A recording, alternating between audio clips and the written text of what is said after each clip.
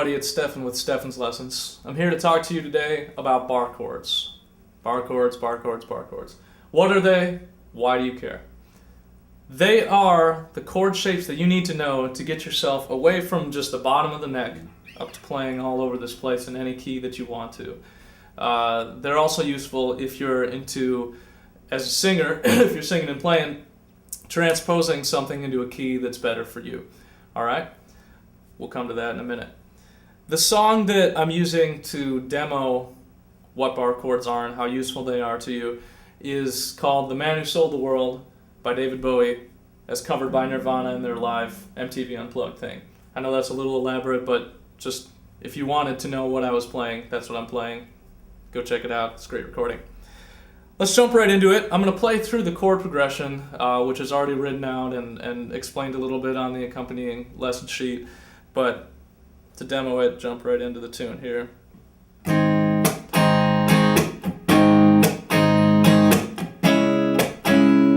Now, I'm doing the complicated strum pattern right now, and we'll come back to strumming here in a second. I just want you to see what my hands are doing, okay?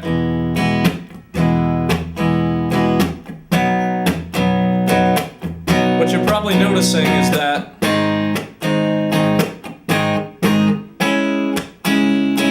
none of these look like the basic chords that we're all used to playing. You know, G, D, C, E minor, A minor, like explained in the basic chord sheet. They're something that probably looks a little bit foreign.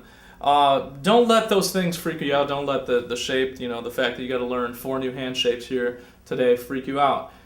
They actually aren't really that new. They are based on basic chord shapes. I'll prove it right now. If you know one of your basic chords like E, you can finger it a couple different ways. We've talked about that before. E, you'll notice that it has some open strings in it, right? What if we wanted to move this shape to some other location? Well, we'd want to bring those open strings with us. To do so, we need to use a finger to bar all of the strings to continue to hold them down to let them ring. And that's what a bar chord is, alright? It's basic shapes that you already know being moved up the neck. The shapes that are being referenced to do that are E major, E minor, A major, and A minor, okay? Not too big of a deal, but figured I'd mention it. Going back to it, the beginning of this song starts out on a G sharp major chord. Let's start there, okay? The hard part about this whole lesson is not finding the chords. You should be able to find notes and things like that at this point. You should be able to strum and hold the guitar. The hard part is making these chords sound good. It takes a lot more effort than the basic chords do. So initially, if you're really getting, you know, a pretty, I don't know, bumming out sound like that, know that that's going to be happening for a minute. We'll improve that here in just a second. The hard thing to do is the bar, okay? So why don't we start with the other fingers first? We're going to take, in the G sharp, for example, fingers 3, 4, and 2. Put those down, have a nice arch, make sure they're ringing. They're out of the way of the rest of the strings. Once those are in place, you can put your finger down nice and flat from the tip all the way out to this knuckle on the main part of your hand, not one of these small knuckles, I mean all the way out, alright? You do not want, and pay close attention here, you don't want your finger making an arch like this. This arch is not going to let you bar anything. Notice a bunch of stuff is ringing even though it looks like my hand is holding down a lot of stuff. It is not. You need it flat, flat, flat, flat, flat. Put these other fingers down first, fingers 3, 4, and 2. Put the bar down second in any way that feels comfortable. It could be here, it could be here. You know, it doesn't matter as long as it's feeling comfortable to you. Make sure you're squeezing nice and hard. Give it a strum. Check to see if all the notes are ringing. If they aren't all ringing, that's okay. If you only have like 1 or 2 ringing, that's not okay. You want to have a couple more than that, but if you've got, you know, 4 of the 6 right now ringing, you're doing pretty well. As with anything on the guitar, it just takes some getting used to. It takes some time, so let yourself get acclimated to it. Don't expect, huge results overnight. It's going to get better. Right back into the tune though. Just like anything, you're going to want to practice switching these chords. Use the method that I described in my basic chords lesson of switching using the metronome, and you're going to get this much faster than you would if you just hope and pray every time that it's going to work. Sit there, work it out.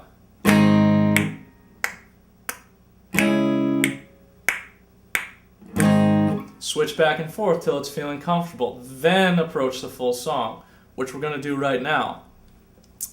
This is kind of a double lesson. This is playing bar chords and talking about using strum patterns in a little more complex way. The strum pattern that you should be familiar with is this one. Down, down, up, up, down, up. Okay? That's your right hand happening there. Down, down, up, up, down, up. We're going to take that to the next level. Be able to play that first throughout the whole song before you attempt to do what I'm about to show you. The complicated version of this is down, down, up, down, up, still, or down, down, up, down. But as you can hear, it's not ringing the whole time. What's going on? Well, if you're paying attention to the close to my hand video here, you'll notice that I'm squeezing and unsqueezing, okay? Squeezing and unsqueezing. That's what's getting me that dead string sound. I'm not letting go. It's not this. It is. My hand is still touching the neck of the guitar. It's still touching the strings. I'm just not pushing them down. It's just a cool rhythmic sound that they use in the song that a lot of singer-songwriter type players use in their playing. They're using it as a strum pattern within the verse structure of The Man Who Sold the World. I'm going to play through it one time here. Watch closely, pay attention.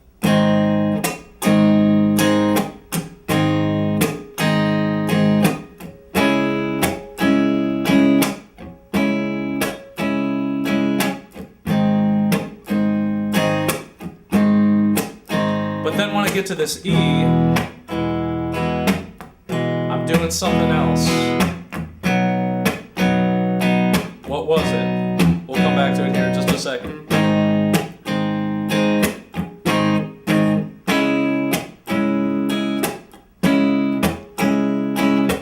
So that E, what happened there? How was I able to mute stuff when I don't have a bar anymore? It should sound like this, it seems like.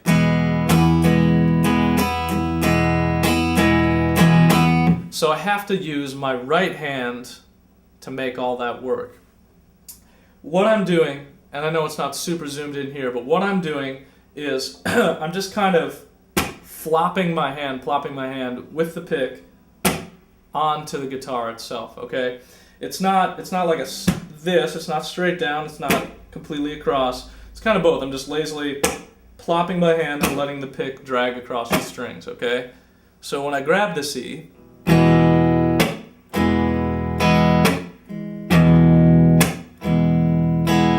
I'm able to get that same sort of dead string sound. Hope this has been helpful. Bar chords, check out the accompanying sheet. It's very useful. Take it easy, guys.